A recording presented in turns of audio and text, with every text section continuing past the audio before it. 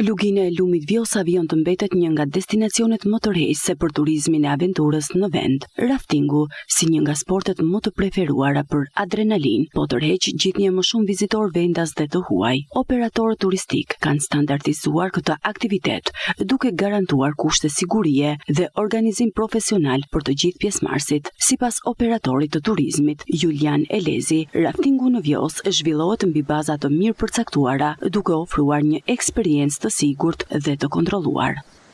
Sigurisht interesi është shumë i madh për shkak edhe që është bërë edhe park kombëtar dhe natyrisht shumë turistë edhe shqiptar po edhe të huaj, sidomos kërkojnë që të bëjnë këtë aktivitet rafting dhe është një bukuri që zgjat rreth 3 orë, po ka bukurinë e vet, jo vetëm të adrenalinës që jep ky lloj sporti, po edhe të natyrës që jep jo vetëm lumbi Vjosa, por edhe gjithë lugina e saj. Guidat e sigurisht dhe tur operatorët jemi menduar që të ruajmë sa më shumë këtë perl që kemi ne ose këtë park kombëtar që kemi të lumit Vjosa, duke ushtruar edhe aktivitetin e rafting brenda mundësive.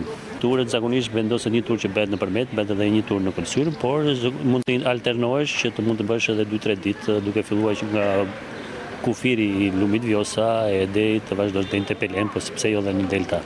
Se kemi filluar dhe të delta kanë krijuar me kajak turët të caktuara të turistëve të huaj. Megjithatë, për të përjetuar këtë aventurë, kërkohet përmbushje disa kritereve bazë.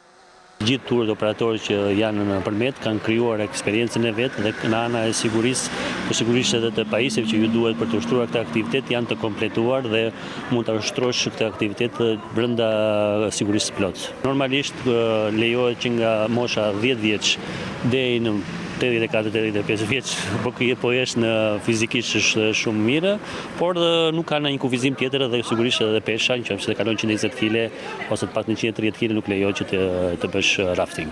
Sigurisht gjëja e parë dhe kryesore është që të dini not dhe të mos vuajnë në sëmundjet sidomos të zemrës apo diçka tjetër që ai paraprakisht duhet të njoftojë guidën që të marrin masa që të mos lejohet të bëhet kjo dhe të mbushë një formular.